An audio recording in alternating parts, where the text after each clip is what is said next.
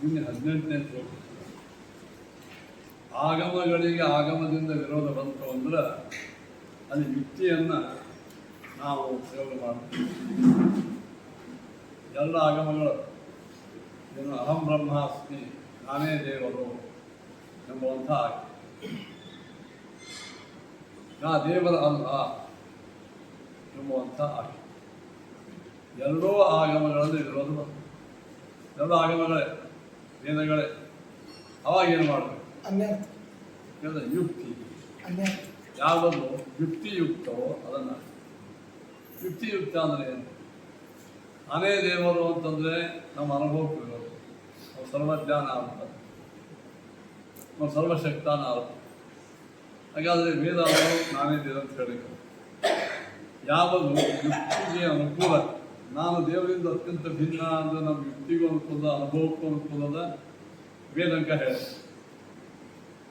ಆದರೆ ನಾನು ದೇವರು ಎಂಬುವಂಥ ವೇದವಾಕ್ಯ ಯುಕ್ತಿಗೆ ವಿರುದ್ಧ, ಅನುಭವಕ್ಕೆ ವಿರುದ್ಧ. ಏನು ಯುಕ್ತಿ ಹೇಳಿ ಅಂದ್ರೆ ಸರ್ವಜ್ಞನಾದ ವ್ಯಕ್ತಿ ಅಯಂ ಸರ್ವಜ್ಞ ನ ಕುತಃ ಸರ್ವ ಜ್ಞಾನ ಅಭಾವ. ಇವು ಎಲ್ಲ ವಸ್ತುಗಳ ಜ್ಞಾನ ಇವಾಗಿಲ್ಲ. ಯುಕ್ತಿ ಅದನ್ನ ಸರ್ವಜ್ಞ ಆಗಿದ್ದಂದ್ರೆ ಏನಕ್ಕ ಎಲ್ಲ ಜ್ಞಾನ ಇದ್ದು ಅದಕ್ಕೆ ಇವರಿಗೆ ಸರ್ವಜ್ಞ ಯುಕ್ತಿ. ಒಂದು ವೇಳೆ ನಾನೇ ದೇವರಾಗಿದ್ದಂದ್ರೆ ಯುಕ್ತಿಯನ್ನು ಹೇಳೋ, ನಾನು ದೇವರಾಗಿದ್ದಂದ್ರೆ ನನಗೆ ಹೆಂಗೆ ಬೇಕಂಗ ಹಂಗ ಇಲ್ಲ, ಅಸಮರ್ಥಿತಿ ಅಸ್ವಂದ, ಅದು ನಾ ದೇವರ ಯುಕ್ತಿ. ಈ ಯುಕ್ತಿಯಿಂದ ಕೂಡಿದ ವೇದವಾಕ್ಯ ಅಥವಾ ಹೇಳಿದ್ರು ವಿರೋಧೋಪಿ ಸಯೇವೋಕ್ತ ಪ್ರತ್ಯಕ್ಷೇನಾಗಮೇನವ. ವಿರೋಧೋಪಿ ಸಯೇವೋಕ್ತ, ಪ್ರತ್ಯಕ್ಷ ವಿರೋಧ ಆಗಮ ವಿರೋಧ ಬಂದಾಗ ಆವಾಗ ಆ ವಿರೋಧವನ್ನು ಪರಿಹಾರ ಮಾಡಬೇಕು. ಆಗಮದಿಂದ ಆಗಮ ವಿರೋಧ ಬಂದಾಗ ಯುಕ್ತಿ ದೃಶ್ಯ ನಿನ್ನೆ ಆಗತ್ತೆ ಹೇಳಿ. ಆಗಮದಿಂದ ಆಗಮ ವಿರೋಧ ಬಂದಾಗ ಯುಕ್ತಿಯನ್ನೇ ಹೇಳ. ಸರಿ, 18ನೇ ಉಪಜೀವ್ಯ ವಿರೋಧೇತು ವೇದಸ್ಯಾನ್ಯರ್ಥ ಕಲ್ಪನಾ ಪ್ರತ್ಯಕ್ಷಂ ಉಪಜೀವ್ಯಂ ಸ್ಯಾತ್ ಆಯೋ ಯುಕ್ತಿರಪಿ ಕ್ವಚಿತ್ ಆಗಮೈಕ ಪ್ರಮಾಣೇಷು ತಸ್ಯೈವ ಉಪಜೀವ್ಯತಾ. ಅಂದ್ರೆ ಉಪಜೀವ್ಯಕ್ಕೆ ವಿರೋಧ ಬಂದರೆ ವೇದಕ್ಕೆ ಬೇರೆ ಅರ್ಥವನ್ನು ಹೇಳೋದು. ಉಪಜೀವ್ಯ ಪ್ರಮಾಣಕ್ಕೆ ವಿರೋಧ ಬಂದರೆ ಏನೋ, ಉಪಜೀವ್ಯ ಪ್ರಮಾಣದಿಂದ ವಿರೋಧ ಬಂದರೆ ವೇದಕ್ಕೆ ಅನ್ಯರ್ಥ ಕಲ್ಪನಾ ಅಂತ ನೋಡಿ. ವೇದಸ್ಯ ಅನ್ಯರ್ಥ ಕಲ್ಪನಾ. ಹಾಗಾದರೆ ಉಪಜೀವ್ಯ ಯಾವುದು? ಪ್ರತ್ಯಕ್ಷಂ ಉಪಜೀವ್ಯಂ ಸ್ಯಾತ್ ಆಯೋ ಯುಕ್ತಿರಪಿ ಕ್ವಚಿತ್. ಉಪಜೀವ್ಯ ಪ್ರಮಾಣ ಪ್ರತ್ಯಕ್ಷ, ಪ್ರಾಯ ಯುಕ್ತಿನೂ ಪ್ರಾಯ ಹೆಚ್ಚಾಗಿ ಒಳ್ಳೆಯ ಯುಕ್ತಿಗಳು ಕೂಡ ಉಪಜೀವ್ಯ ಪ್ರಮಾಣ. ಯಾವುದು ಆಗಮೈಕ ಪ್ರಮಾಣ ಅಂದರೆ ಯಾವ ಪದಾರ್ಥಗಳು ಆಗಮದಿಂದ ಮಾತ್ರ ತಿಳಿಯುತ್ತದೆ, ಪ್ರತ್ಯಕ್ಷ ತಿಳಿಯಂಗಿಲ್ಲ, ಅದೇ ಆಗಮವೇ ಉಪಜೀವ್ಯ. ನೀವು ಅನ್ಬೋದು ಉಪಜೀವ್ಯ ಅಂದರೆ ಏನು? ಉಪಜೀವ್ಯ ಅಂದರೆ ಏನಪ್ಪ? ಉಪಜೀವ್ಯ ಅಂದರೆ ಮತ್ತೊಂದು ಕೂಸಿಗೆ ತಾಯಿ ಉಪಜೀವಿ. ಕೂಸು ತಾಯಿಯನ್ನು ಉಪಜೀವಿಸಿಕೊಂಡಿರ್ತದೆ. ಉಪಜೀವ್ಯ ವಿರೋಧೆ ತಾಯಿಗೆ ಏನಾದರೂ ಪ್ರಕೃತಿ ಕೆಟ್ಟಂದ್ರೆ ಒಳಗಿನ ಕೂಸತ್ತು ಹೋಗ್ತದೆ. ಗರ್ಭದಲ್ಲಿದ್ದ ಕೂಸಿಗೆ ತಾಯಿ ಉಪಜೀವ್ಯ. ಆ ಕೂಸು ಬದುಕುವುದೇ ತಾಯಿ. ಉಪಜೀವ್ಯ ವಿರೋಧ ಅಂದರೆ ನಾವು ತಾಯಿಗೆ ತೊಂದರೆ ಹಚ್ಕೊಳ್ಳಿಕ್ಕೆ ಕೂಸ. ಹಾಗೆ ಪ್ರಮಾಣಗಳಲ್ಲಿ ನಿಮ್ಗೆ ಇನ್ನೊಂದು ದೃಷ್ಟಾಂತ ಕೊಡಬೇಕು. ಈಗ ನಮ್ದು ಯಾವುದೇ ಕಾಯ್ದೆಗಳನ್ನು ನಾವು ಮಾಡ್ತೀವಿ, ಕಾಯ್ದೆಗಳನ್ನು ಎಲ್ಲ ಕಾಯ್ದೆಗಳು ಏನನ್ನ ಆಧರಿಸಿಕೊಂಡು ಹೊಂಟಾವ? ಸಂವಿಧಾನ. ಮೂಲ ಸಂವಿಧಾನ. ಸಂವಿಧಾನವೇ ಎಲ್ಲ ಕಾಯ್ದೆಗಳಿಗೆ ಉಪಜೀವ್ಯ. ನೀವು ಮಾಡಿದ ಕಾಯ್ದೆ ಸಂವಿಧಾನಕ್ಕೆ ವಿರೋಧ ಆದಾಗ ಅವಾಗೇನು ಮಾಡಬೇಕು? ನಾವು ಆ ಕಾಯ್ದೆ ತೆಗೆದು ಸಂವಿಧಾನವೇ ಮೂಲ, ಅದೇ ಆಧಾರ. ಅದಕ್ಕೆ ಅನುಗುಣವಾಗಿ ಕಾಯ್ದೆಗಳನ್ನು ಮಾಡ್ತಾರೆ.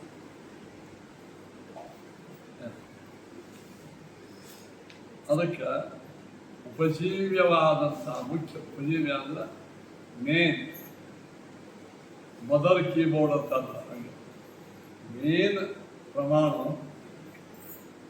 ಈಗ ನೋಡ್ರಿ, ಈ ಲೈಟ್ದು ಒಂದು ಬಾಕ್ಸ್, ಅಲ್ಲಿ ಏನಾರ ಕೆಟ್ಟಂದ್ರೆ ಅಲ್ಲಿಂದಲ್ಲೇ ರಿಪೇರಿ ಮಾಡ್ತೀವಿ. ಮೇನ್ ಸ್ವಿಚ್ ಬಾದ ಇವೆಲ್ಲ ಮೇನ್ ಸ್ವಿಚ್ಗೆ ಏನೋ ತೊಂದರೆ ಆಯ್ತಂದ್ರೆ ಇವೆಲ್ಲ ಆಫ್. ಯಾಕೆ? ಆ ಮೇನ್ ಸ್ವಿಚ್ ಎಂಬ ಉಪಜೀವಿಯನ್ನು ಅನಿಸಿಕೊಂಡಿದ್ರು. ಆದ್ದರಿಂದ ಎಲ್ಲ ಕಡೆಗೂ ಉಪಜೀವ್ಯ ಪ್ರಮಾಣಕ್ಕೆ ವಿರೋಧ ಬಂದಾಗ ನಾವೇನು ಮಾಡಬೇಕು? ಆ ಉಪಜೀವ್ಯ ಪ್ರಮಾಣದಂತೆ ಆಗ್ತದೆ. ಉದಾಹರಣೆ, ಅಹಂ ಬ್ರಹ್ಮಾಸ್ಮಿ, ನಾನು ಬ್ರಹ್ಮ ಇದ್ದೇನೆ. ವೇದ ವಾಕ್ಯ, ವೇದ ಏನು ಹೇಳ್ತೀವೋ ನಾನು ಬ್ರಹ್ಮ.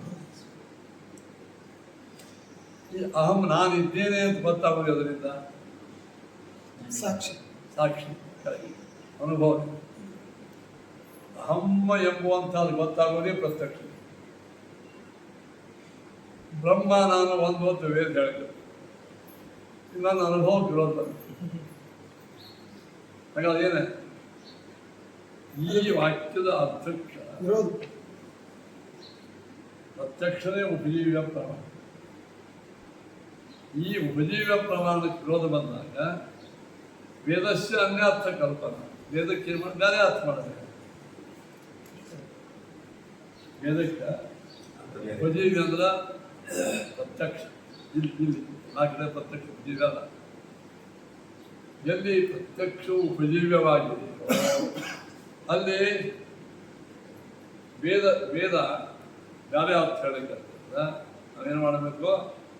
ಆ ವೇದಕ್ಕೇನೆ ಅನ್ಯಾರ್ಥಕ ಪ್ರತ್ಯಕ್ಷಕ್ಕೆ ವಿರುದ್ಧವಾದ ಅರ್ಥ ಹೇಳಿಕಂತ ವೇದಕ್ಕೆ ಬೇರೆ ಅರ್ಥವನ್ನು ಮಾಡಿ. ನಾನು ನಿಮ್ಗೆ ಹೇಳ್ತೇನೆ,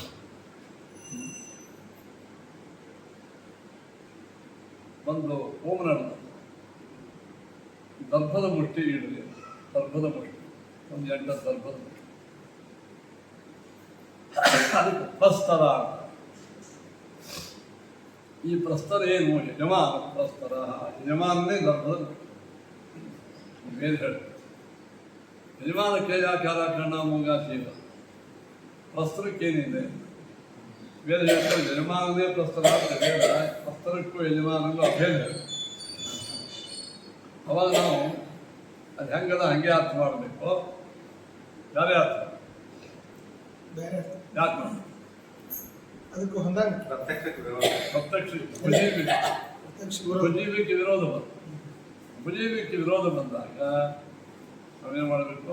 ವೇದಸ್ಯ ಅನ್ಯಾರ್ಥ, ವೇದಕ್ಕೆ ಬೇರೆ ಅರ್ಥ. ಬೇರೆ ಅರ್ಥ ಏನು ಮಾಡಬೇಕು? ಯಜಮಾನದ ಸ್ಥಾನದಲ್ಲಿ ಔಪಚಾರಿಕವಾಗಿ ಬರ್ತದೆ. ಗಣಪತಿ ಅಡಿಕೆ ನೋಡಿ, ಗಣಪತಿ ಅಷ್ಟೊಂದು ಮಹತ್ವ. ಅಡಿಕೆ ತೋರಿಸಿದ ಗಣಪತಿ, ಅಡಿಕೆ ಗಣಪತಿ ಬಂದ್ಯ ಗಣಪತಿಗೆ ಸಾಂಡ್ಯ, ಅಡಿಕೆ ಸಾಂಡ್ಯ. ಅದೇ ಪ್ರತ್ಯಕ್ಷದವರು ಏನು ಗಣಪತಿಯ ಸ್ಥಾನದಲ್ಲಿ ಔಪಚಾರಿಕ ವಸ್ತು ಅಂತ ಹೇಳಬೇಕು.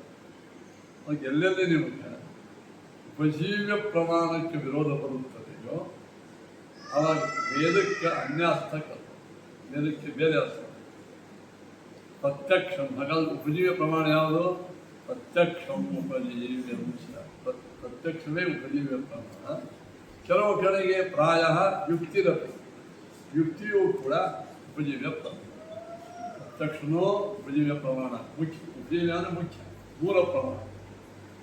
ಕೆಲವು ಕಡೆ ಯುಕ್ತಿನೂ ಆಗ್ತದೆ. ಆಗಮ ಹಾಗಾದರೆ ಒಂದು ಆಗಮದಿಂದಲೇ ತಿಳಿಯಲ್ಪಡ್ತಕ್ಕಂಥ ವಸ್ತುಗಳಲ್ಲಿ ಆಗಮನೇ ಒಪ್ಪಿದೆ. ಈಗ ಉದಾಹರಣೆ ಶಿವ ಸರ್ವೋತ್ತಮನು ವಿಷ್ಣು ಸರ್ವೋತ್ತಮ. ಅವಾಗ ವಿಷ್ಣು ಮುಖಂ ವೇದ್ಯ ನಿತ್ಯೋ ಶಮ್ಯಪಾತಿ ವೇದದಲ್ಲಿ ಹೇ ವಿಷ್ಣು ಜಾಯಮಾನೋ ನ ಜಾತೋ, ಹೇ ವಿಷ್ಣು ಮುಂದೆ ಹುಟ್ಟ ಮುಂದೆ ಹುಟ್ಟ, ಯಾರು ನಿನಗೆ ಸರಿ ಸಮಾನ ಆಗೋದಿಲ್ಲ, ನೀನೇ ಸರ್ವೋತ್ತಮ ವೇದ. ಅವಾಗ ವಾಮದೇವಾಯ ನಮೋ, ಜ್ಯೇಷ್ಠಾಯ ನಮಃ, ಶ್ರೇಷ್ಠಾಯ ನಮೋ, ರುದ್ರಾಯ ನಮಃ, ಅಕ್ಕಾರಾಯ ನಮಃ, ಅಕ್ಕರ ವಿಕರ್ಣ ನಮೋ ಬಲಾಯ. ರುದ್ರನೇ ಶ್ರೇಷ್ಠ, ರುದ್ರನೇ ಶ್ರೇಷ್ಠ ಅಂತ ವೇದ. ಈ ಶಿವ ಮತ್ತು ರುದ್ರ ಇಬ್ಬರು ವೇದ ಪ್ರಮಾಣ ವೇದ. ಪ್ರತ್ಯಕ್ಷದಿಂದ ರುದ್ರ ನೋಡಿಲ್ಲ, ಇಂದ್ರ ನೋಡಿಲ್ಲ. ಇವರ ಅಸ್ತಿತ್ವವನ್ನು ನಾವು ಒಪ್ಕೋಬೇಕಾದ್ರೆ ವೇದಗಳೇ ಬೇಕು. ಕಣ್ಣಿಗೂ ಕಂಡಿಲ್ಲ, ಅನುಮಾನಕ್ಕೂ ವೇದ ವಿರೋಧ ಬಂತು. ಇಬ್ಬರು ವೇದ ಹೇಳಿದ್ರು. ಶಿವ ಸರ್ವೋತ್ತಮ ಅಂತ ಹೇಳೋ ವೇದ ನೀವು ಹೇಳಿದ್ರು, ವಿಷ್ಣು ಉತ್ತಮ ನಾವೇ. ಇವೆರಡು ಏನಾದ್ರು ವೇದಗಳೇ. ಆಗಮೈಕ ಪ್ರಮಾಣೇಶು ತಸ್ಯೈವ ಉಪಜೀವ್ಯತ. ಆಗಮದಿಂದ ಮಾತ್ರ ತಿಳಿಯಲ್ಪಡುವ ವಸ್ತುಗಳು ಅಂತೇನು, ಅದು ಉಪಜೀವ್ಯ ಪ್ರಮಾಣ ಯಾವ ಆಗಮನೆ. ಆಗಮನೆ ಅಂದ್ರೆ ಮತ್ತು ಎರಡೂ ಕಡೆಗೆ ಮತ್ತು ಆಗಮನೆ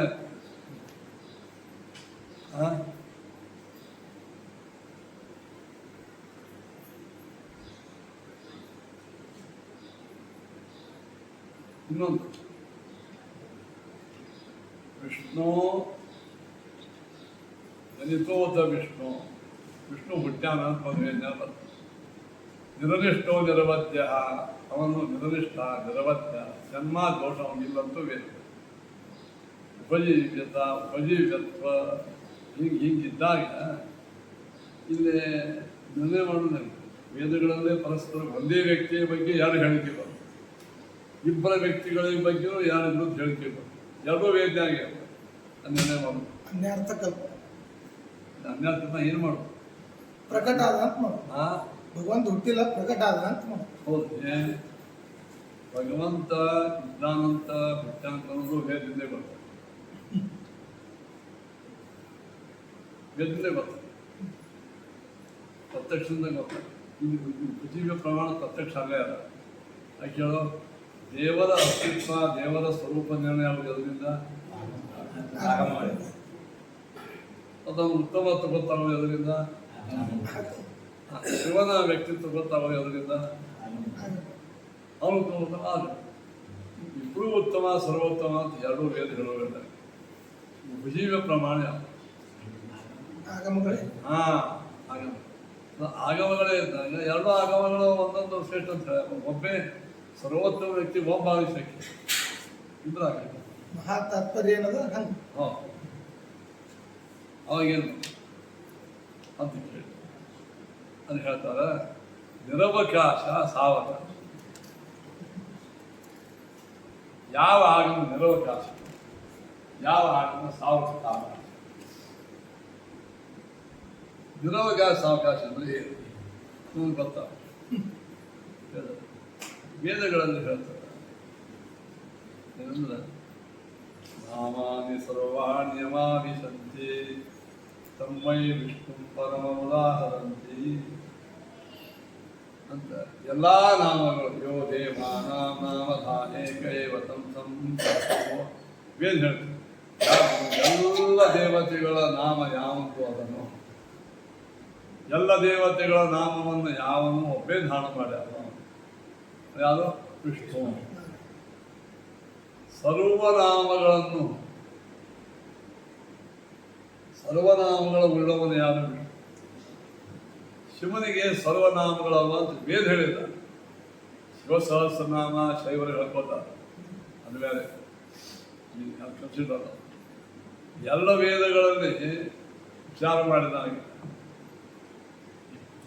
ಎಲ್ಲ ನಾಮಗಳು ವಿಷ್ಣು ಪರಮಾತ್ಮನಿಗೆ ಸೇರ್ತಾವ ಅಂತ ವೇದ ಹೇಳ. ಶಿವನಿಗೆ ಎಲ್ಲ ನಾಮಗಳು ಅವನಿಗೆ. ತದ್ವಿಷ್ಣು ಪರಮಂ ಪದಂ ಸದಾ ಪಶ್ಯಂತಿ ಸೂರಯಾ. ವಿಷ್ಣು ಪರಮಾತ್ಮನ ಆ ಶ್ರೇಷ್ಠವಾದಂತಹ ಸ್ಥಾನ ಸ್ಫೂರ್ತಿ ಜಗತ್ತಿನ ನೋಡ್ತಾರೆ. ಹಂಗಂದ್ರೆ ಶಿವ ಅಂದ್ರೆ ಪರಮಾತ್ಮನೇ ಅಂತ ತಿಳ್ಕೊಳ್ಬೋದು. ಹಾಗಾದ್ರೆ ಈಗೆಲ್ಲ ವೇದಗಳನ್ನು ವಿಚಾರ ಮಾಡಿದಾಗ ಸಕಲ ವೇದಗಳು ವಿಷ್ಣು ಪರಮಾತ್ಮನ ಸರ್ವೋತ್ತಮತ್ವದಲ್ಲಿ ತಾತ್ಪರ್ಯಗೊಳ್ಳುತ್ತೆ.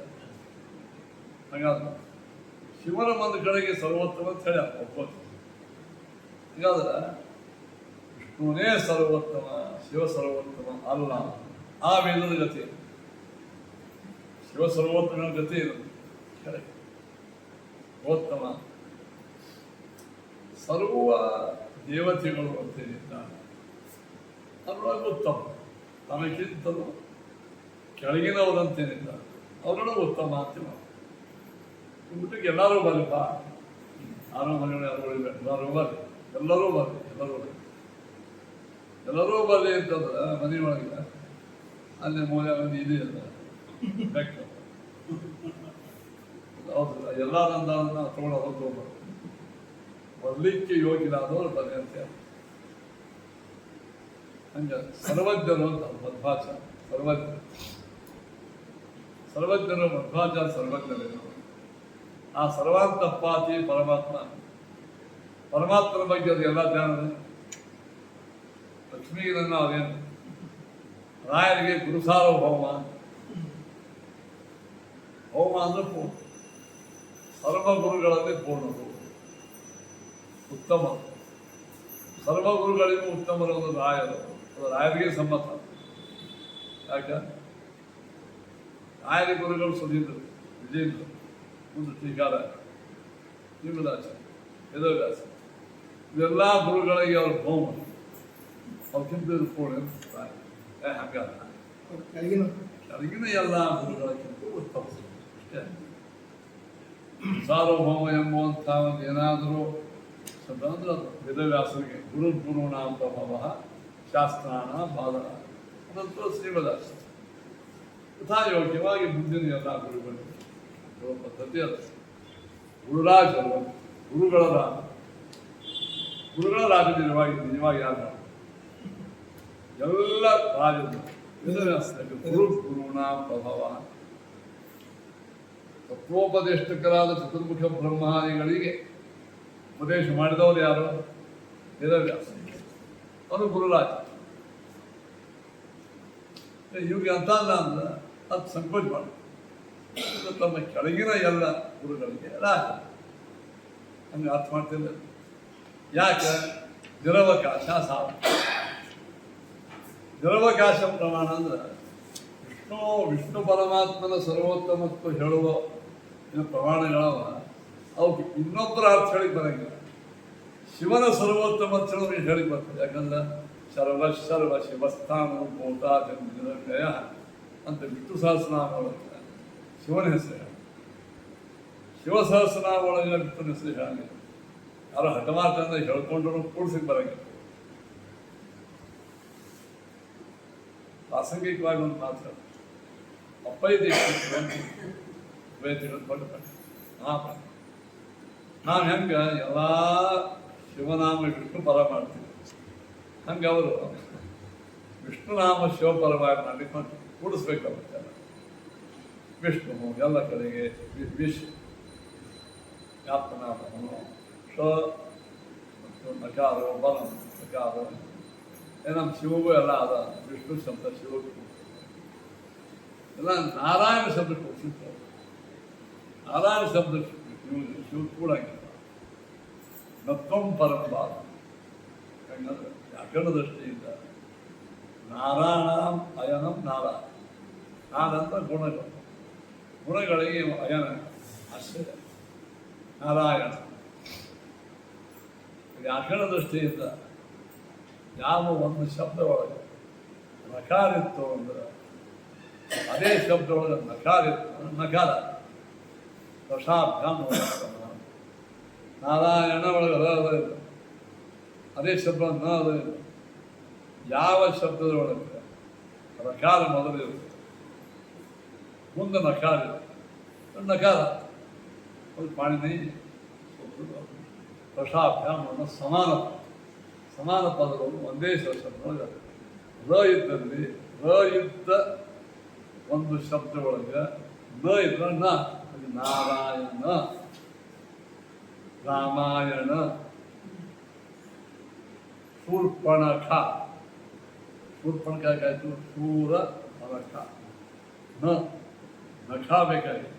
ಶೂರ್ಪದಂತೆ ನಖ, ಶೂರ್ಪನಖ. ಹೋಗಿ ನ ಯಾಕಾಯ್ತು? ರಾಮನಾಮ. ರಾಮನಾಮ ಜಪಿಸಿ. ನಾಮ ಯಾಕಾಗಿಲ್ಲ, ಅದು ರಾಧನ ರಾಮನಾಮ ಸಮಾನ ಪದ ಅಲ್ಲ. ರಾಮ ನಾಮ ಬೇರೆ ಬೇರೆ ಪದಗಳು ಸಮಾನ ಪದಗಳೊಳಗೆ. ರಾಮ ಶಬ್ದ ಬೇರೆ, ನಾಮ ಶಬ್ದ ಬೇರೆ. ಸಮಾಸ ಮಾಡಿದಾಗ ಒಂದೇ. ರಾಮ ನಾಮ ಹಿಂಗೆಲ್ಲ ಮಾಡಿದ್ರೆ ಹೇಳ್ಬೋದು. ಬಂದ ನಾರಾಯಣ ಒಳಗೆ ಇಲ್ಲಿ ನಾದ ಮತ್ತು ಅಯನ ಏಳು ಶಬ್ದ ಬೇರೆ ಒಂದೇ. ಪಾಣಿ ಸಮಾನ ಅಂತ ನಾನು ಸ್ವಲ್ಪ ಸಮಾನ ಇಲ್ಲ. ಅಲ್ಲಿ ಈ ನಿಯಮ लागू ಆಗಂಗಿಲ್ಲ.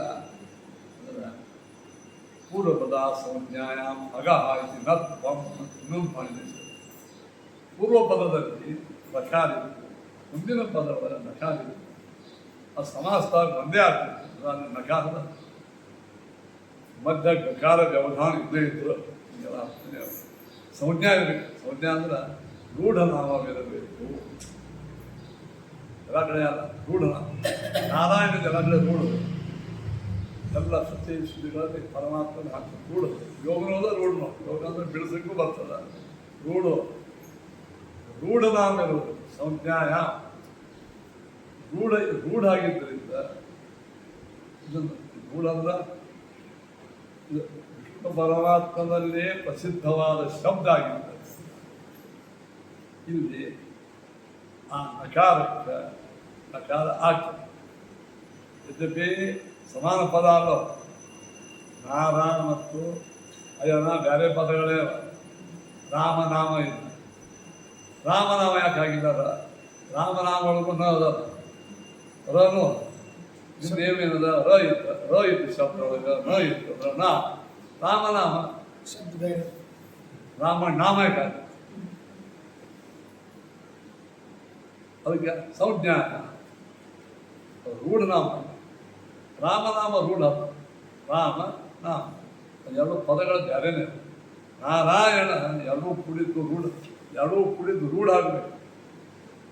ರಾಮನಾಮ, ಶಿವನಾಮ, ಆ ನಾಮ ಎಲ್ಲ ಅಂತ. ಹಂಗೆ ನಾರಾಯಣ ಶಬ್ದ ರೂಢ. ರೂಢದಲ್ಲಿ ಈ ನಿಯಮ ಆಗುವುದಿಲ್ಲ. ಏನೋ ರೂಢದಲ್ಲಿ ಬಟ್ ಆ ರೂಢ ಶಬ್ದ ಒಳಗೆ ಇದ್ರೆ ಹೋಗಿ ನಾ. ಅದಕ್ಕೆ ಅಪೇಕ್ಷಿತ ಏನು ಮಾಡಿದ್ವಿ? ರೂಢ ಶಬ್ದದ ಇದೆ ಸಂಜ್ಞಾ. ಆ ರೂಢ ಶಬ್ದವನ್ನು ಶಿವಿಗೆ ಹೆಂಗೆ ಸಂಬೋಧನೆ ಮಾಡಿ? ರೂಢ ಶಬ್ದ ಶಿವ ಸಂಬೋಧನೆ ಮಾಡಿ ಬರಂಗಿಲ್ಲ. ಯಾಕಂದ್ರೆ ನ ಬಂದದ್ದು ನತ್ವಂ ಪರಂಬಾದ ನ ಆಗಿತ್ತಂದ್ರೆ ನಾನು ಹೆಂಗರ ಮಾಡ್ತಿದ್ದೆ. ಅದು ನ ಯಾಕಾಗಿದ್ರೆ ನಾರಾಯಣ ಶಬ್ದವಾಗಿರ್ತಕ್ಕಂಥ ನಕಾರ ಆಗಬೇಕಾಗಿತ್ತು. ಅದು ರೂಢ ಆಗಿತ್ತು. ವಿಷ್ಣುವೇ ರೂಢ ಆಗಿತ್ತು. ಹೀಗಾಗಿ ಅದು ಬೆಳೆಸಿ ಬರಂಗಿಲ್ಲ ಅಂತ ನತ್ವಂ ಪರಂಬಾದ. ನ ಎಂಬುದರಿಂದ ನನ್ನ ಜ್ಞಾನ ಶಬ್ದ ಸಂಬಂಧ ಮಾಡಿಕೆ ಬರಬಹುದು. ಯಾರಿಗೆ? ಶಿವನಿಗೆ ಅಂತ ಹೇಳ್ಕೊಂಡ. ಅಪ್ಪ ನಮ್ಗೇನು ಬೇಕಾಗಿರ್ತದೆ? ದ್ರವಕಾಶ, ಸಾವಕಾಶ. ಶಿವಶಬ್ದದ ಶಿವಶಬ್ದ ಶಿವ ಎಂಬುವಂತಹ ಶಬ್ದಕ್ಕೆ ವಿಷ್ಣು ಅಂತ ಅರ್ಥ ಮಾಡಲಿಕ್ಕೆ ಅವಕಾಶ ಇಲ್ಲ. ನಾರಾಯಣ ಎಂಬ ಶಬ್ದವನ್ನು ಅವಕಾಶ, ನಿರವಕಾಶ. ಹಾಗೆ ವೇದಗಳಲ್ಲಿ ನಿರವಕಾಶ ಪ್ರಮಾಣ, ಸಾವಕಾಶ. ಈಗ ವೇದಗಳಲ್ಲಿ ನಿರನಿಷ್ಠೋ ನಿರವಜ್ಯ ಎಂಬಂಥ ಪದಗಳು ವಿಷ್ಣುಗಳು. ಆ ವಿಷ್ಣುವಿನ ಬಿಟ್ಟು ನಿರನಿಷ್ಠ, ನಿರವಜ್ಯ ಎಂಬುವಂತಹ ಅರ್ಥವನ್ನು ಶಿವ ಮಾಡಿ ಬರಂಗೆ. ನಿರ್ದಿಷ್ಟ ಅಲ್ಲ, ನಿರವಜ್ಯ ಅಂತ ಎಷ್ಟೋ ದೋಷಗಳು ಕಂಡ. ಆದ್ದರಿಂದ ಎಲ್ಲ ವೇದಗಳಲ್ಲಿ ಪರಸ್ಪರವಾಗಿ ವಿರೋಧ ಬಂದಾಗ ಉಪಜೀವ್ಯಕ್ಕೆ ಯಾವುದು ವಿರುದ್ಧ ಆಗ್ತದೆ ಅನ್ಯಾರ್ಥ ಕೆಲಸ ಮಾಡ್ತದೆ. ಉಪಜೀವ್ಯ ಅಂದರೆ ಏನು? ನಿರವಕ. ಇನ್ನೊಂದು ಅರ್ಥ ಮಾಡಲಿಕ್ಕೆ ಬರಂಗಿಲ್ಲ. ಆ ನಿರವಕಾಶ ಪ್ರಮಾಣದಿಂದ ಸಾವಕಾಶ ಪ್ರಮಾಣಕ್ಕೆ ವಿರೋಧ ಬಂದಾಗ ನಿರವಕಾಶದಂತೆ ಮಾಡಿ. ಈಗೇನಾಯ್ತು, ಎಲ್ಲಿ ಪ್ರತ್ಯಕ್ಷ ಉಪಜೀವಿಯಾಗೇನ ಪ್ರತ್ಯಕ್ಷ ಅನುಗುಣವಾಗಿ ಯುಕ್ತಿಗೆ ವಿರುದ್ಧ ಆಗ್ಯದ ಯುಕ್ತಿಯಂತೆ. ಎರಡು ಆಗಮಗಳಲ್ಲಿ ಪ್ರಯೋಗ ಬಂದಾಗ ಅದು ಪ್ರತ್ಯಕ್ಷ ಉಪಜೀವಿ ಆಗಂಗಿಲ್ಲ. ಯಾಕಂದ್ರೆ ಆಗಮ ವೇದ್ಯವಾದಂತಹ ವಸ್ತುವಿಗೆ ಆಗಮನೇ ಉಪಜೀವಿ, ಪ್ರತ್ಯಕ್ಷ ಉಪಜೀವಿ. ಅಹಂ ಬ್ರಹ್ಮಾಸ್ಮಿ ಎಂಬುವಂಥದ್ದು ಅಹಂ ಎಂಬುವಂಥದ್ದು ಏನಾಗಿದೆ ಪ್ರತ್ಯಕ್ಷಕ್ಕೆ ವೇದ್ಯ. ಇದು ಅಹಂ ಶಬ್ದದಿಂದ ನಾ ಅಹಂ ಅಸ್ಮಿ ಅಂತ ವಿರೋಧ ಬಂತು. ನಾನೇ ಬ್ರಹ್ಮ ಹೆಂಗ ಪ್ರತ್ಯಕ್ಷಕ್ಕೆ ವಿರೋಧ ಬಂತು. ಯಾಕೆ ಇದು ಅಹಂ ಬ್ರಹ್ಮ ಎಂಬುವೊಳಗೆ ಬ್ರಹ್ಮ ಶಬ್ದ ವೇದ್ಯ ಆಗಿದೆ. ಅಹಂ ಎಂಬುವಂಥದ್ದು ಪ್ರತ್ಯಕ್ಷ ವೇದ್ಯ ಆಗಿದೆ, ಅದು ವಿರೋಧ ಬಂತ. ಪ್ರತ್ಯಕ್ಷಕ್ಕೆ ಅನುಗುಣವಾಗಿಯೇ ಅಥವಾ ಆದರೆ ವಿಷ್ಣು ಸರ್ವೋತ್ತಮ ಅಂತ ಬಂದ್ರೆ ಶಿವ ಸರ್ವೋತ್ತಮ ಅಂತ ಬಂದ್ರೆ ಎರಡೂ ಅರ್ಥಗಳು ವೇದೈಕ ವೇದ್ಯ, ಪ್ರತ್ಯಕ್ಷ ವೇದ್ಯ ಅಲ್ಲ. ಉಪಜೀವಿ ಪ್ರಮಾಣ ವೇದ. ಮತ್ತು ಎರಡೂ ವೇದ ಆದಾಗ ನಾವು ಯಾವ ವೇದವನ್ನು ನಂಬಬೇಕು? ಸಾವಕಾಶ ಅಲ್ಲ. ಯಾವ ವೇದ ನಿರವಕಾಶ ಯಾವುದು? ಹಾಗಾದ್ರೆ ಸಾವಕಾಶ ನಿರವಕಾಶ ನಿರ್ಣಯ ಮಾಡೋದು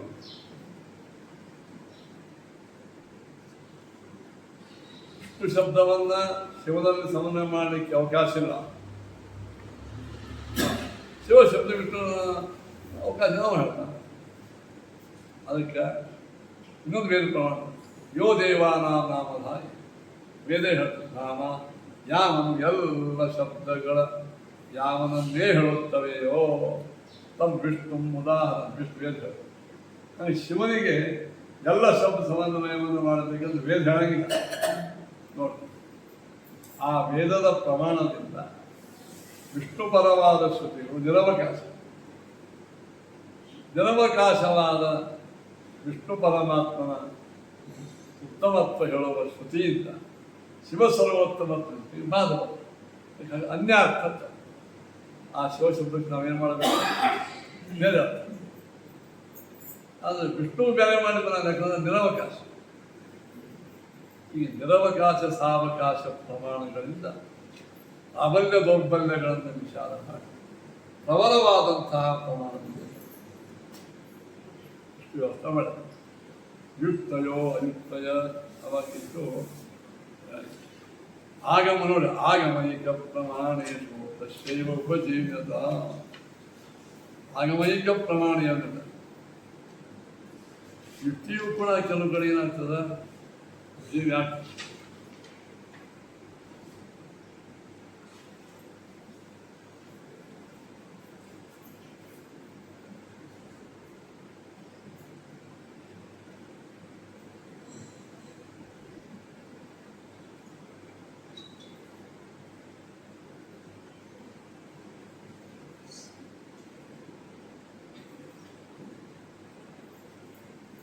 ಯುಕ್ತೋ ಅಯುಕ್ತಶ್ಚಯತ್ಯರ್ಥಃ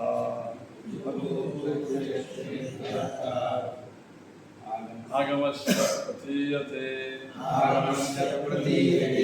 ಸ್ಯಾತ್ತತ್ರ ಯುಕ್ತ ಏವಾರ್ಥೋ ಉತ್ತಿಷ್ಠತ್ ತ್ರಿವಿಧಾಮತ. ಒಂದು ವೇದದ ಒಳಗೆ ಯುಕ್ತಿಯುಕ್ತವಾದಂತಹ ವಿಷಯ ಬರ್ತದೆ. ಯುಕ್ತಿ ಕೆಲವು ಅಯುಕ್ತ ಯುಕ್ತಿಗೆ ವಿರುದ್ಧವಾದಂತಹ ಮಾತು ಬರ್ತದೆ. ವೇದ ಏನ್ ಬರ್ತದೆ? ಯುಕ್ತಿ ವಿರುದ್ಧ. ವಿಷ್ಣು ಪರಮಾತ್ಮ ಜಗಜ್ಜನ್ಮಾದಿ ಕಾರಣ, ಅನಂತ ಗುಣ ಪರಿಪೂರ್ಣ ಮತ್ತು ಬರ್ತದೆ. ನಮಗ ಜಗತ್ತಿಗೆ ಕಾರಣ ಆಗಿರಬಹುದು. ಅನಂತ ಗುಣ ಪರಿಪೂರ್ಣ ಹಂಗಾಗ್ತಾರೆ. ಅನಂತ ಗುಣ ಪರಿಪೂರ್ಣ ಆಗಲಿಕ್ಕೆ ನಮಗೆ ಏನು ಪ್ರಮಾಣಗಳು ಕಾಣಿಸಾಗಿ ಹೇಳಿದ್ರೆ ಅದು ಹೇಳ್ತಾರೆ. ವೇದಗಳಲ್ಲಿ ಕೆಲವು ನಮ್ಮ ಅನುಭವಕ್ಕೆ ಸಮೀಪ ಆದಂತಹ ಅರ್ಥಗಳು ಕಾಣಿಸ್ತವೆ. ಅನುಭವಕ್ಕೆ ಯುಕ್ತಿಗೆ ವಿರುದ್ಧವಾದಂತಹ ಮಾತುಗಳು ಕಾಣಿಸ್ತವೆ.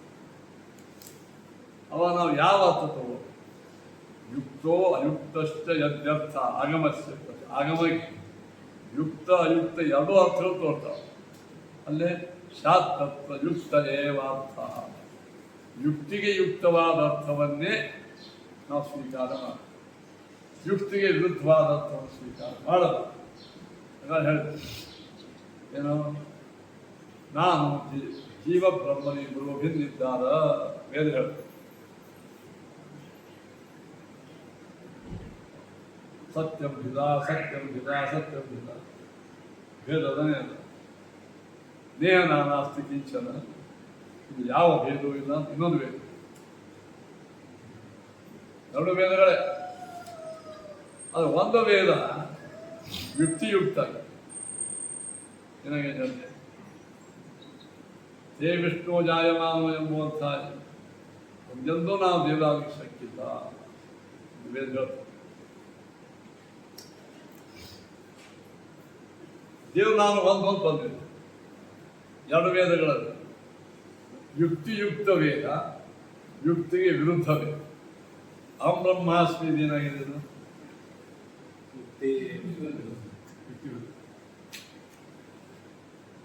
ಸತ್ಯಂ ಭಿದ ಸತ್ಯಂ ಭಿದ ದೇವರು ನಾನು ಅತ್ಯಂತ ಸುಂದರವು ಎಂಬ ಯುಕ್ತಿಯುಕ್ತ.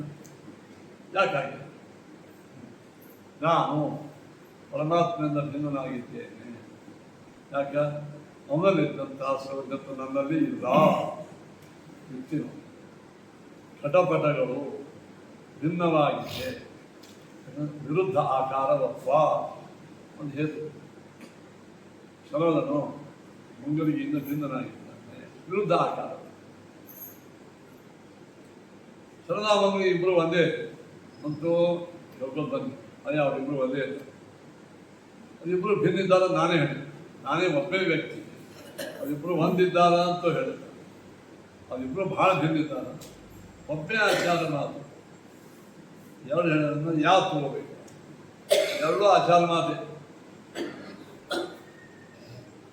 ಯಾವುದು ಯುಕ್ತಿಯುಕ್ತ ಆಗಿದೆ ಮತ್ತು ಅತ್ಯಂತ ಭಿನ್ನರು ಯುಕ್ತಿಯುಕ್ತ ಆಕಾರದಲ್ಲಿ, ವಯಸ್ಸಿನಲ್ಲಿ, ಎಲ್ಲ ದೃಷ್ಟಿಯಿಂದಲೂ ಭಿನ್ನಿದ್ದಾರೆ. ಅದು ಒಂದೇ ಇದ್ದಾರಂತ ಆಚಾರ್ಯ ಹೇಳ್ತಾರೆ. ಅವರು ಇಬ್ಬರು ಅಭಿಪ್ರಾಯ ಬಂದ ಯಾವ ಯುಕ್ತಿಗೆ ವಿರುದ್ಧ ಆಗಿದ ಅರ್ಥವನ್ನೇ ಹೇಳ್ತಾರೆ. ಯುಕ್ತಿಯುಕ್ತವಾದದ್ದು ಹೇಳ, ಯುಕ್ತಿ ವಿರುದ್ಧವಾಗಿರ್ತದ ಅದಕ್ಕೆ ಸರಿಯಾಗೋಂಗ ಅನ್ಯಾರ್ಥ.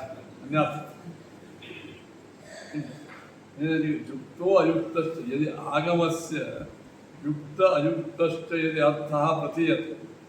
ವೇದಗಳನ್ನು ಉಚ್ಚಾರ ಮಾಡಿದಾಗ ಯುಕ್ತಿಯುಕ್ತವಾದದ್ದು ಈಗ ನೋಡಿ, ಯುಕ್ತ ನಾವ ಈಗ ಹೊರಗೊಳಗ ಆಕಳುಗಳು ಜ್ಞಾನ ಕಾರಣ ಮಾಡಿ ಒಂದು ನಡೆದ ಮಿಡಿತಾವ ಅಂತ ವೇದ ಹೇಳ್ತಾರೆ. ಜ್ಞಾನ ಕಾರಣ ಯಾಕೋ ನಮ್ಮ ಯುಕ್ತಿಗೆ ವಿರೋಧ ಹಂಗೆ ಮಾಡ್ತಾರೆ. ಅಲ್ಲಿ ಮೇಲೆ ಕಾಲ ಮಾಡ್ತಾವ. ಉತ್ತಾನಾವೈ ಗಾವಾಹ ಉತ್ತಾನಾವೈ ಗಾವಾ ಸಂಚರಂತಿ ಅಂತ ಹೇಳ್ತಾರೆ. ಅಲ್ಲಿ ಗಾವಾಹ ಗಾವಾಹ ಅಂದರೆ ಆಕಳಲ್ಲ. ಗಾವಾಹ ಗಾವಾಹ ಮಾತುಗಳು, ಶಬ್ದಗಳು, ಅವಾಗಲು ದೇವತಾ ಜನರ ಮಾತಾಡುವ ಶಬ್ದಗಳು ತಾನ ಉನ್ನತವಾದಂತಹ ಅರ್ಥವುಳ್ಳದ್ದೇ ಆಗಿರ್ತವೆ.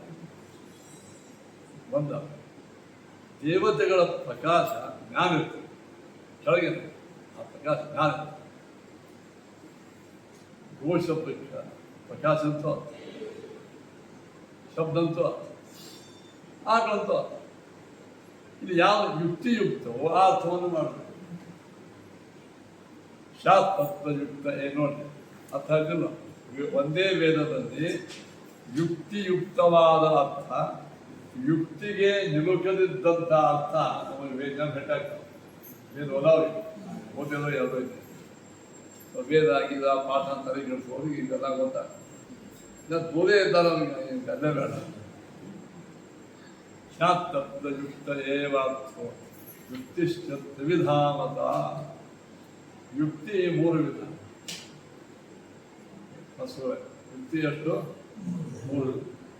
ವ್ಯಾಪ್ತಿ ಪ್ರತ್ಯಕ್ಷಗಾಯಸ್ಯ ಯುಕ್ತಿಗಾಗಮಗಾತಥ ಪ್ರತ್ಯಕ್ಷಾಗಮ ಮೂಲಾತು ಯುಕ್ತಿಸ್ತತ್ರ ಬಲೀಯಸಿ.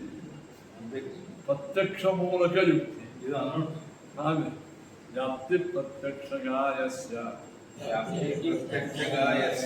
ಯುಕ್ತಿಗಾಗಮಗಾತಥ ಪ್ರತ್ಯಕ್ಷಾಗಮ ಮೂಲಾತು ಯುಕ್ತಿಸ್ತತ್ರ ಬಲೀಯಸಿ. ಪ್ರತ್ಯಕ್ಷಾಗ ವ್ಯಾಪ್ತಿ, ಯುಕ್ತಿಗ ವ್ಯಾಪ್ತಿ.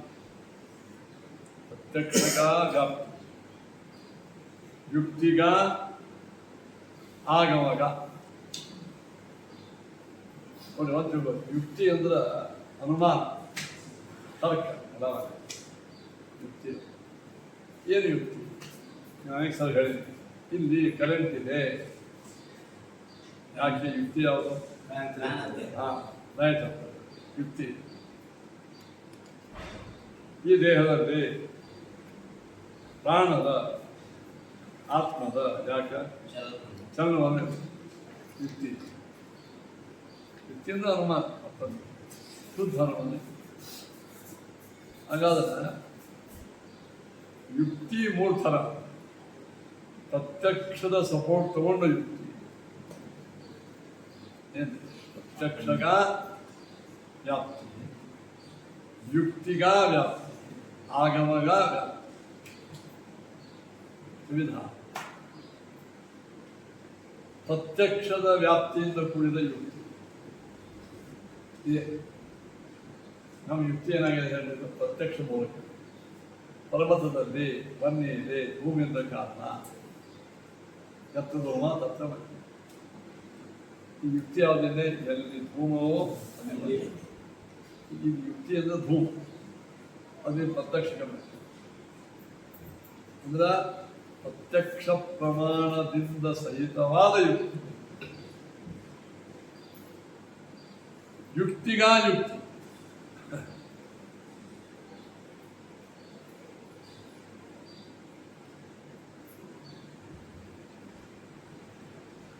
ಯಾವ ಯುಕ್ತಿಗೆ ಯುಕ್ತಿನೇ ಮೂಲ, ಯಾವ ಯುಕ್ತಿಗೆ ಯುಕ್ತಿನೇ ಮೂಲ, ಅದು ಯುಕ್ತಿ ಮೂಲ. ಇನ್ನು ಯಾವ ಯುಕ್ತಿಗೆ ಆಗಮ ಮೂಲ ಆಗಿದೆ, ಅದು ಆಗಮ ಮೂಲ. ಹಂಗ ದೇವರು ಸರ್ವಜ್ಞನಾಗಿದ್ದಾನೆ, ಸರ್ವಕರ್ತ ಆಗಿದ್ದಾನೆ. ದೇವರು ಸರ್ವಕರ್ತೃತ್ವದಿಂದ ನಾವು ಸರ್ವಜ್ಞ. ಇಲ್ಲೇ ಸರ್ವಕರ್ತ ಎಂಬುವಂತ ಹೆಂಗೆ ಗೊತ್ತಾಯ್ತು? ಆಗಮನ.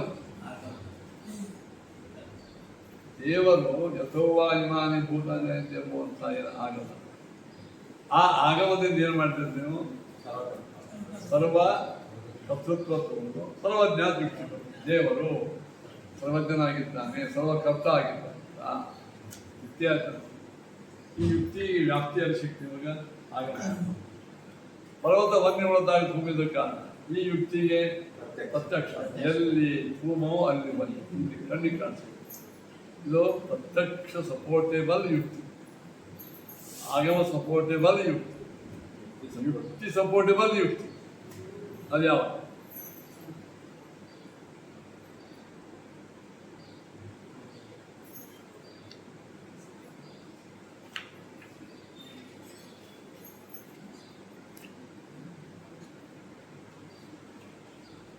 ಯುಕ್ತಿಗೆ ಯುಕ್ತಿ ಮೂಲಕ ಅಂತಂದ್ರೆ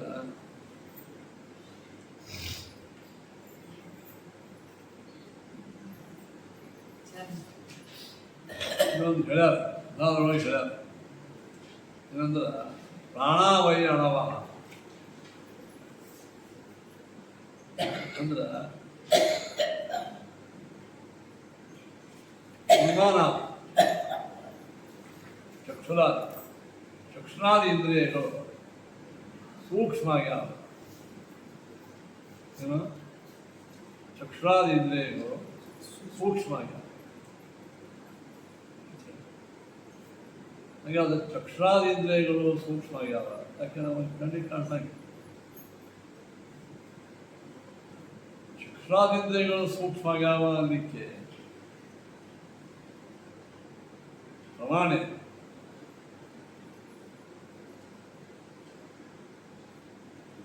ಇವನು ಕಣ್ಣು ಒಳವನಾಗಿದ್ದಾನೆ.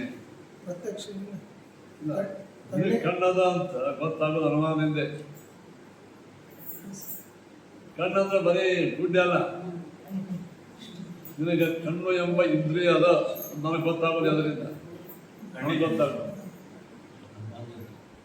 ಅನುಮಾನದಿಂದ. ಕಣ್ಣು ಇಂದ್ರಿಯ ಒಳಗಿರ್ತದ, ಹೊರಗೆ ಗುಡ್ಡಿ ಗಿಡ್ಡಿ ಕುಡ್ರಿಗೂ ಇರ್ತಾವ, ಹೊರಗಿಂದೆಲ್ಲ ಇದು. ಇವನು ಕಣ್ಣು ಎಂಬ ಇಂದ್ರಿಯ ಉಳ್ಳವನಾಗಿದ್ದಾನೆ. ಯಾಕೆ ಅಂತ ಕೇಳಿದ, ಇವನ ಚೇಷ್ಟಾಗಳ ಹಂಗೆ ಕಾಣಿಸ್ತಾವ. ಪುಸ್ತಕ ಓದ್ತಾ ಇದ್ದ. ಪುಸ್ತಕ ಅದೇ ನಾವು ಓದುವ ಅಕ್ಷರವನ್ನೇ ನಾವು ಓದಿಕತ್ತ. ಕಣ್ಣು ಇಂದ್ರಿಯ ಅದ. ಏನಾಯ್ತೀಗ ಕಣ್ಣು ಎಂಬ ಇಂದ್ರಿಯ, ಕಿವಿ ಎಂಬ ನಿಂಗೆ ಕಿವಿ ಅದ ಅಂತ ನಂಗೆ ಹೆಂಗೆ ಗೊತ್ತಾಗ್ತದೆ. ನಾ ಶಬ್ದ ಅವ್ರಿಗೆ ಕೇಳಿಸ್ತೀನಿ, ಹಿಂಗೆ ಗುಣ ಆಕ್ಷನ್ ಮಾಡ್ತೀನಿ. ನಿನಗೇನದ ನಿನಗ ಇವು ನಿಮ್ಮಲ್ಲಿ ಇಂದ್ರಿಯಗಳ ಅವ ಗೊತ್ತಾಗೋದೇ ಅನುಮಾನದಿಂದ. ಅದರ ಈಗ ನಾನು ನಿಮ್ಗೆ ಹೇಳಿದ್ಕೊಂಡು ಗುಣ ಹಾಕ್ತೀನಿ. ಅಂದ್ರೆ ಹಿಂಗಾಯ್ತು, ನಾನು ನಿಮಗೆ ಕೇಳಿಸೇ ಅದ, ನಾನು ಇವಾಗ ಕಿವಿ ಅದ. ಏ ಹುಡುಗ ಅಂತ ಓದಿರ್ತೀವಿ, ಏ ಹುಡುಗ ಅಂತ ಓದಿರ್ತೀವಿ, ಮಾಡಿ ನೋಡ್ತಾವ. ಪ್ರತ್ಯಕ್ಷ ಅನುಭವ ಅಲ್ಲ, ಪ್ರತ್ಯಕ್ಷ ಈಗ ಕಾಣಿಸ್ತದೆ, ಮಾಡಿ ನೋಡೋದು ಕಾಣಿಸ್ತದೆ. ಆದ್ರೆ ಅವಾಗ ಕಿವಿ ಅದ ಎಂಬ ಇಂದ್ರಿಯ ಗೊತ್ತಾಗ್ತದೆ. ಅದಾನು ಇವನು ಕಿವಿ ಎಂಬ ಇಂದ್ರಿಯ ಉಳ್ಳವನಾಗ್ಯಾನ, ನನಗೆ ಹೊಳೆ ನೋಡಿದ್ದರಿಂದ ಅನುಮಾನ ಆಯ್ತದೆ. ಇವನು ಪ್ರತಿಕ್ರಿಯೆಯನ್ನು ಗೊತ್ತಾಗ್ತದೆ. ಪ್ರತಿಕ್ರಿಯೆ ಈಗ ಭಾಷೆ ಹೇಳೋದು ಕೂಡ ಹಂಗೆ ಕೂತ್ಕೊಂಡು ಆಚಾರ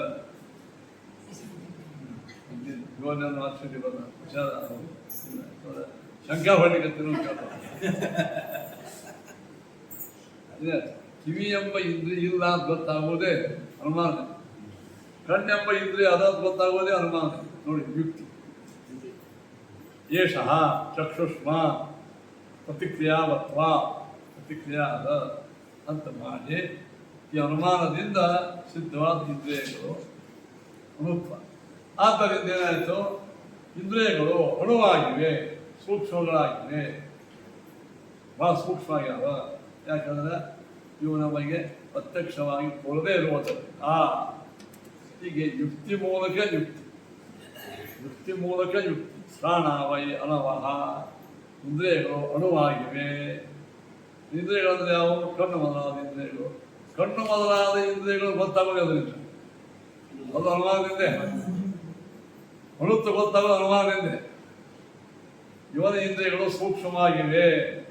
ಇಂದ್ರಿಯ ಅಂದ್ರೆ ಯಾವ ಬಾಲಿಕೆ? ಅದೇ ಕಣ್ರೆ ಕಾಣಕ್ಕೆ. ಆ ಕಣ್ಣು ಹೆಂಗೆ ಗೊತ್ತಾಯ್ತು? ಇಂದ್ರಿಯಗಳು ಸೂಕ್ಷ್ಮ ಆಗ್ಯಾವ ಅಂತನ್ನೋದು ಅದು ಅನುಮಾನವೇದ್ದೆ. ಕಣ್ಣಿಗೆ ಕಾಣಿಸಂಗೇನು. ಇಂದ್ರಿಯ ಗೊತ್ತಾಗೋದು ಅದರಿಂದ, ಅದು ಅನುಮಾನದಿಂದ. ಒಂದು ಅನುಮಾನ ಸಿದ್ಧ ಆಯ್ತು. ಯುಕ್ತಿ ಮೂಲಕ ಯುಕ್ತಿ. ಇವೆಲ್ಲ ಭಾಳ ಸೂಕ್ಷ್ಮ ಬನ್ನಿ ತಿಳ್ತಾ ಇಲ್ಲ. ನಾವಂಕ ಎಲ್ಲ ಹೇಳ್ತೀವಿ, ಪ್ರತಿಜ್ಞೆ ಮಾಡಿ ಹೇಳ್ತೀವಿ ಹೋಗ್ತದೆ. ಶಾಪ್ತತ್ವ ಏವ ಯುಕ್ತಿಶ್ಚತ್ವ ವಿಧಾನ. ನೋಡಿ, ಪ್ರತ್ಯಕ್ಷಗ ವ್ಯಾಪ್ತಿ. ಯಾವುದೇ ಯುಕ್ತಿಗೆ ವ್ಯಾಪ್ತಿ ಬೇಕು. ಏನೇ ಒಂದು ಅನುಮಾನಕ್ಕೆ ವ್ಯಾಪ್ತಿ ಬೇಕು. ವ್ಯಾಪ್ತಿ ಇಲ್ಲದೆ ಅನುಮಾನ ನಡೆಯಂಗಿಲ್ಲ. ಯತ್ರ ರೂಮಃ ತತ್ರ ವನ್ನಿ ಎಂದು ವ್ಯಾಪ್ತಿ. ಎಲ್ಲಿ ಕರ್ತೃತ್ವ ಅಲ್ಲಿ ಸರ್ವಜ್ಞತ್ವ ಎಂಬ ವ್ಯಾಪ್ತಿ ಅಲ್ವಾ? ಕೆಲವು ವ್ಯಾಪ್ತಿಗಳು ಪ್ರತ್ಯಕ್ಷ, ಕೆಲವು ಆಗಮ, ಅನುಮಾನಗಮ್ಯ. ಈಗ ದೇವರು ಸರ್ವಜ್ಞಿದ್ದಾನ, ಸರ್ವಕರ್ತ ಆಗಿದ್ದರಿಂದ ಸರ್ವಕರ್ತೃತ್ವ ಗೊತ್ತಾಗೋದು ಅದರಿಂದ ಆಗಮದಿಂದ. ಆಗಮ ಮೂಲಕ ವ್ಯಾಪ್ತಿ. ಪರ್ವತ ವನ್ನಿ ಉಳ್ಳದ್ದಾಗಿಂದ ಧೂಮಿದ್ದರಿಂದ ಇದು ಯಾವುದು? ಪ್ರತ್ಯಕ್ಷ. ಇಂದ್ರಿಯಗಳೆಲ್ಲವೂ ಸೂಕ್ಷ್ಮವಾಗಿವೆ. ಪ್ರತಿಕ್ರಿಯಾವುಳ್ಳದ್ದಾಗಿದ್ದರಿಂದ ಇದು ಯುಕ್ತಿ ಮೂಲಕ ನಾ ಇಂದ್ರಿಯಗಳಿಗೆ ಅನುತ್ವ ಸಾಧನ ಮಾಡಿದೆ. ಇಂದ್ರಿಯಗಳು ಏನಾಗ್ಯಾವ? ಸೂಕ್ಷ್ಮವಾಗಿವೆ. ಯಾಕೆ ಅಂತ ಕೇಳಿದ್ರೆ ಪ್ರತ್ಯಕ್ಷವಾಗಿ ಕಾಣದೇ ಇರೋದರಿಂದ ಸೂಕ್ಷ್ಮತ್ವ ಬಂತು. ಇಂದ್ರಿಯ ಹೇಗೆ ಗೊತ್ತಾಯ್ತು ನನಗೆ? ಅದು ಅನುಮಾನದಿಂದೆ ಏಷಃ ಇಂದ್ರಿಯವ ಪ್ರತಿಕ್ರಿಯಾವತ್ವ.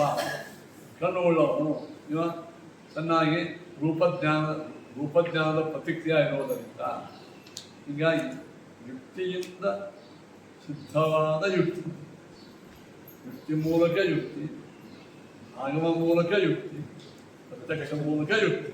ಅದು ಹೇಳಿದ್ರು ಪ್ರಾಪ್ತಿ ಪ್ರತ್ಯಕ್ಷಗಾ ವ್ಯಾಪ್ತಿ, ಯುಕ್ತಿಗಾ ವ್ಯಾಪ್ತಿ, ಆಗಮಗಾ ವ್ಯಾಪ್ತಿ.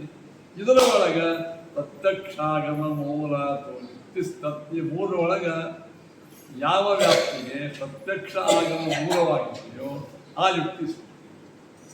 ಯಾವ ಯುಕ್ತಿ ಪ್ರತ್ಯಕ್ಷದ ಸಪೋರ್ಟ್ ಆಗಿದೆ ಆ ಯುಕ್ತಿ ಪ್ರಬಲ. ಯುಕ್ತಿ ಮೂಲಕ ಯುಕ್ತಿ ಮತ್ತೆ ಬಂದದ್ದು ಪ್ರತ್ಯಕ್ಷ ಬಂದದ್ದು. ಆದ್ದರಿಂದ ಯುಕ್ತಿ ಮೂಲಕ ಆಗಮ, ಆಗಮ ಮೂಲಕ ಯುಕ್ತಿ, ಪ್ರತ್ಯಕ್ಷ ಮೂಲಕ ಯುಕ್ತಿಯು ಬಲಿಷ್ಠ. ಈ ಮೂರೊಳಗೆ ಬಲಿಷ್ಠ.